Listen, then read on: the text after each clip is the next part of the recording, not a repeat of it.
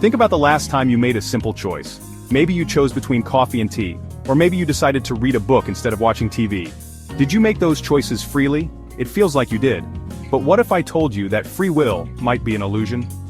This is a question that has puzzled philosophers and scientists for centuries. On the one hand, we have a strong feeling of free will.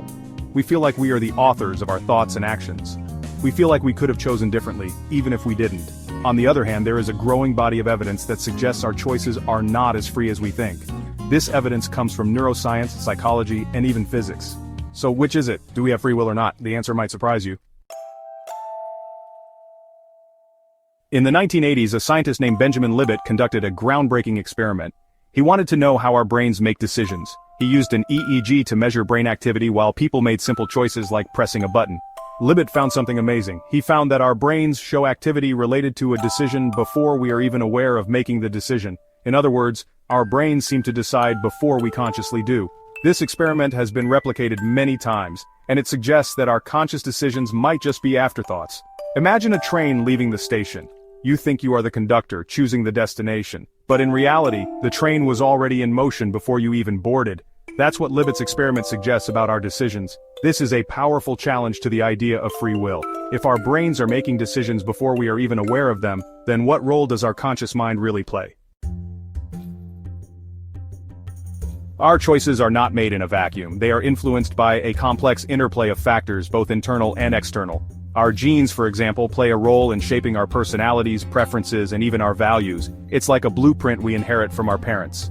It sets the stage for who we might become. Then our upbringing, culture, and life experiences further mold our beliefs, desires, and motivations. These experiences shape our worldview and influence how we navigate the world. Think about it. Your taste in music, your career aspirations, even your political views, are all shaped by a combination of these factors. We are constantly bombarded with information, advertising, and social pressures that nudge us in certain directions. Section 4. A philosophical dilemma. The question of free will is a philosophical debate as much as a scientific one. Some philosophers argue that even if our choices are influenced by external factors, we still have a degree of freedom within those constraints. They say we can still choose how we respond to our circumstances. Others argue that true free will is an illusion. They believe that everything is predetermined, a chain of cause and effect stretching back to the beginning of the universe. This is known as determinism. There's also compatibilism, a perspective that tries to reconcile free will with determinism.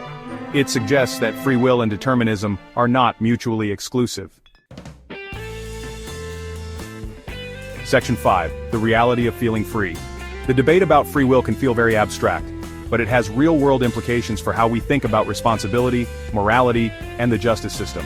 If people don't have free will, can they be held accountable for their actions? Even if free will is an illusion, it's a very convincing one. We experience the feeling of making choices every day. It's this feeling that gives our lives meaning and purpose.